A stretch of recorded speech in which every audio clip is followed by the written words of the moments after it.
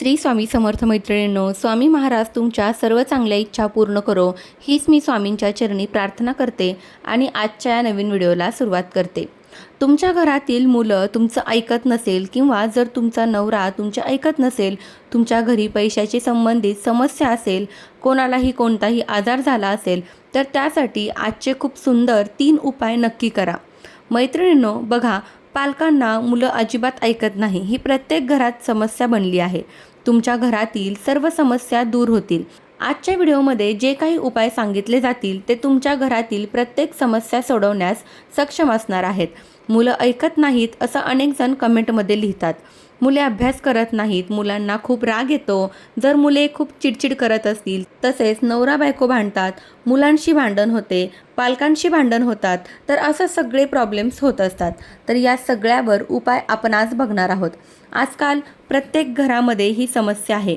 विशेषतः पैशाची समस्या घरामध्ये कलह निर्माण करते। घरात पैसा नसेल तर घरात वातावरण तणावपूर्ण राहतं, घरात सगळेजण नाराज राहतात, घरात पैसा अभावी खूप त्रास सहन करावा लागतो, एकमेकांचे कोणी ऐकत नाही आणि समस्या निर्माण होत राहतात। घरात बरेच आई बहिणींचे पती त्या माऊलीचे ऐकत नाहीत, त्या ज्या काही सांगतील ते अजिबात ऐकत नाहीत आणि मुलेही आपले आई वडील काय बोलतात ते ऐकत नाही। चुकीच्या संगतीत जात असतील, तुमचं ऐकत नसतील, तर हा त्रास या व्हिडिओच्या शेवटी संपून जाईल। मी तुम्हाला खूप चांगले समजावून सांगण्याचा प्रयत्न करेन। मैत्रिणींनो, जेवणात फक्त ही एक गोष्ट घाला आणि तुमची प्रिय व्यक्ती तुमच्या प्रत्येक गोष्टीचे पालन करेल आणि चुकीच्या संगतीपासून दूर राहील। म्हणून व्हिडिओ सुरू करण्यापूर्वी हे संपूर्ण व्हिडिओमध्ये मी तुम्हाला 4 उपाय सांगणार आहे। ते अतिशय अगदी साधे आणि सोपे उपाय आहेत। तुम्हाला कोणताही खर्च करावा लागणार नाही। अतिशय सुंदर आणि उत्कृष्ट असे उपाय आहे, तुम्ही अगदी सहज करू शकता। पहिली गोष्ट म्हणजे कुटुंब। तुमच्या घरातील लोक जर मैत्रिणींनो हा उपाय तुम्ही नक्की करून पाहिला तर तुमच्याबद्दल त्यांचं मत बदलेल, तुमच्याबद्दल तो आदर करतील आणि तुमचं सर्व काही आहे ते तुमचं बोलणं आहे ते मान्य करतील। दुसरा उपाय हा पितृदोष दूर करेल आणि पितरांमुळे जीवनात येणाऱ्या अडचणी दूर करेल। तिसरा उपाय पैशाशी संबंधित समस्या दूर करेल, कारण पैसे नसतील तर घरात कलह निर्माण होतो, तर पैसे संबंधित समस्यावर मात करण्यासाठी उपाय। आणि चौथा उपाय आहे तो रोगापासून मुक्ततेसाठी आहे। घरामध्ये रोगराई असेल तर कोणीही सुखाने व शांततेने राहू शकत नाही, तर हे महाउपाय संपूर्ण कुटुंबाला हे 4 उपाय केल्याने सर्व समस्या संपतील। तर पहा, मी तुम्हाला प्रत्येक उपायाबद्दल सविस्तरपणे सांगणार आहे। तुम्ही हे उपाय काही महादेवाला अर्पण करतात, मग ते शुद्ध पाणी असो किंवा कच्चे दूध असो, तांदूळ असो किंवा कोणतेही फूल अर्पण करतात। आणि पूजा केल्यानंतर तुम्हाला काय करावे लागेल, काळजीपूर्वक ऐका। चिमूटभर काळे तीळ तुम्हाला महादेवाच्या शिवलिंगावर अर्पण करताना तेव्हा श्रंभेश्वर महादेवाचे स्मरण करावे लागेल। नाव नीट ऐका, श्रंभेश्वर महादेव। श्रंभेश्वर महादेवाच्या नावाने शिवलिंगावर चिमूटभर काळे तीळ ठेवावे आणि काय करावे लागेल, शिवलिंगावर जल अर्पण करावे आणि हे करताना मात्र काळे तीळ खाली पडू नये याकडे लक्ष असू द्या, म्हणून हळूच पाणी अर्पण करा। श्रंभेश्वर महादेवाचे स्मरण करत ते अर्पण करा। अर्पण केल्यावर त्यातून 2 काळे तीळ काढून हातात घ्या। उचलल्यानंतर तुम्ही महादेवाची अशी प्रार्थना करा की मी हे काळे तीळ औषध म्हणून घेत आहे, माझ्या कुटुंबात आनंद असू द्या आणि माझ्या घरातील सर्व समस्या दूर होऊ द्या। माझी मुले चुकीच्या संगतीत आहेत किंवा माझे पती चुकीच्या संगतीत आहेत, त्यांना वाईट सवयी लागली आहेत, तर अशा सर्व समस्या दूर होऊ द्या असे मनोभावे प्रार्थना करा। प्रार्थना केल्यानंतर तुम्ही हे काळे तीळ घरी घेऊन या आणि ते आणल्यानंतर काय करायचं आहे, तर ते काळे तीळ अन्नामध्ये मिसळून त्या व्यक्तीला खायला द्या। काळे तीळ चहामध्ये, दूधमध्ये देऊ शकता आणि तीळ पाण्यात मिसळून देऊ शकता। हे काळे तीळ कशातही मिसळून द्या।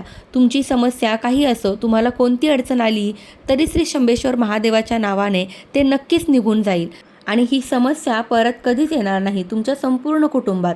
आता दुसरा उपाय शनिवारी करावा लागेल। तुम्हाला खूप छोटे छोटे काम करावे लागेल, यामुळे तुमचे पूर्वज तुमच्यावर प्रसन्न आणि समाधानी राहतील। काय करायचे आहे ते नीट ऐका, लक्षपूर्वक ऐका। जीवनात पूर्वज सुखी असतील तर कुटुंबात कोणतेही अडचण येत नाही, उलट ते आपल्याला भरभरून आशीर्वाद देतात, आपली कामे लवकर होतात। सर्वप्रथम जर जीवनात पैशाची कमतरता असेल आणि कुटुंबात दुःख असेल तर कोणत्याच गोष्टीला अर्थ नाही। घरात पैसा आला तर आनंद घरात येतोच। तुम्हाला काय करावे लागेल, लागेल, शनिवारी पिंपळाच्या झाडाची पूजा करायची आहे.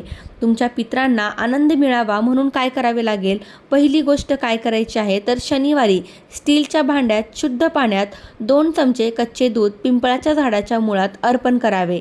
ओम महालक्ष्मी नमः या मंत्राचा जप केल्याने तुमच्या जीवनात महालक्ष्मी वास करते.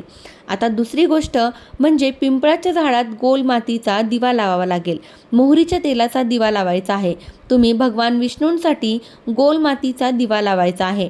तसेच त्यावेळी तुम्ही पिंपळाच्या झाडाला हात लावा आणि तुमची जी काही इच्छा असेल ती सांगा आणि पिंपळाच्या मुळामध्ये मुंग्यांसाठी तुम्ही काहीतरी गोड साखर ठेवू शकता. साखरदाणे ठेवा, थोडे अगदी 1 चमचाभर ठेवा आणि परत घरी या. तुमचे पित्र खूप आनंदी होतात आणि तुमच्या आयुष्यातील सर्व समस्या दूर होतात. पित्रांशी संबंधित अनेक समस्या, रोग निघून जातात. घरात भांडणे थांबतात, घरात पैसा येऊ लागतो. शनिवारी अशाच प्रकारे फक्त तांदळाचा वापर करायचा आहे. तुम्ही अर्धी वाटी तांदूळ घेऊ शकता. फक्त अर्धे तांदूळ घेऊ नका, अख्खे साबूत तांदूळ घ्या. नंतर काय तर कच्चा तांदूळ घ्यायचा आहे. तुम्हाला फक्त 1 चिमूटभर काळे तीळ, त्याचबरोबर भाताचे धान्य घ्यायचे आहेत. हे कोणत्याही दुकानात कुठेही उपलब्ध होते. कोणत्याही पूजा साहित्याच्या दुकानात हे सहज उपलब्ध आहे. काय करावं तर 1 वाटी घ्यायची.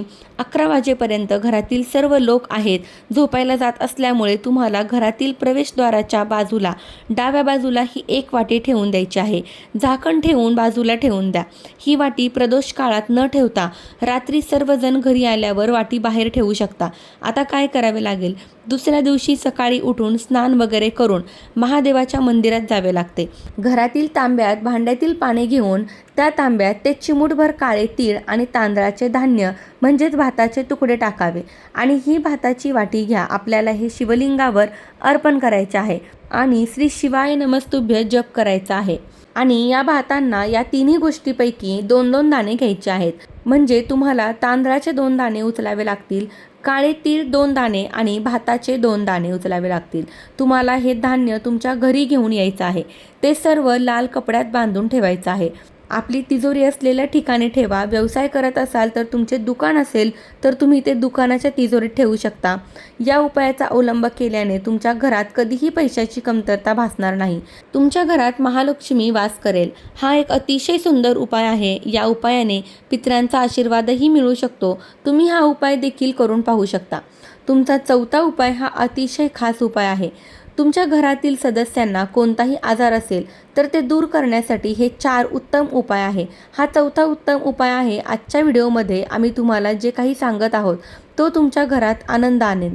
तर 4था उपाय तुमच्या घरातील आजार, रोगराईसुद्धा दूर करेल. हा उपाय फक्त शनिवारीच केला जाऊ शकतो. त्यामुळे तुम्ही शनिवारी हा करू शकता. काय करावे लागेल, फक्त 5 बेलपत्रे घेऊन 1 फूल, ते कोणतेही फूल असावे, पांढऱ्या रंगाचे घेऊ शकता. फक्त केतकीचे फूल असू नये, इतर कोणतेही फूल चालेल. फक्त 1 पांढरी फूल असावे. 5 बेलपत्राची पाने घ्या. शनिवारी तुम्हाला पाण्याचे भांडे घेऊन, पाण्याने भरलेले भांडे घेऊन शंकराच्या मंदिरात जावे लागेल.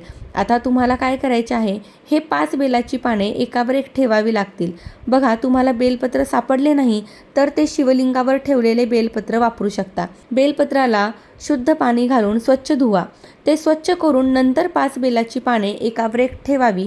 ही 5 बेलपाने देठ आपल्याकडे करावे. अशा प्रकारे शिवाच्या शिवलिंगावर ठेवावी. पालथी करून ठेवावी. खालचा भाग जलवाहकाच्या दिशेने असावा. अशा प्रकारे बेलाची 5 पाने ठेवावी. त्यावर पांढरे फूल कुंडेश्वर महादेवाच्या नावाने पाण्याचे भांडे अर्पण करायचे आहे. लक्षात ठेवा, कुंडकेश्वर महादेवाचे स्मरण करायचे. हा उपाय केल्याने तुमच्या घरातील गरिबी नक्कीच दूर होते, आजार पण दूर होते, घरात सुख समृद्धी येईल. त्यामुळे तुम्ही शनिवारी नक्की हा उपाय करून पहा. तर हे 4 उत्तम उपाय तुमच्या घरात नक्कीच आनंद आणतील, हे तुम्हाला माहिती आहे. हे उपाय तुम्ही कोणत्याही शनिवारी नक्की करून पहा. तुम्हाला काही समजत नसेल तर कमेंटमध्ये नक्की विचारा. तर ही अत्यंत महत्त्वाची माहिती मला तुमच्यापर्यंत पोहोचवायची होती. माहिती आवडली असेल तर व्हिडिओला लाईक करा, शेअर करा आणि आपल्या चॅनलवरती जर नवीन असाल तर चॅनलला नक्की सबस्क्राईब करा. धन्यवाद. श्री स्वामी समर्थ.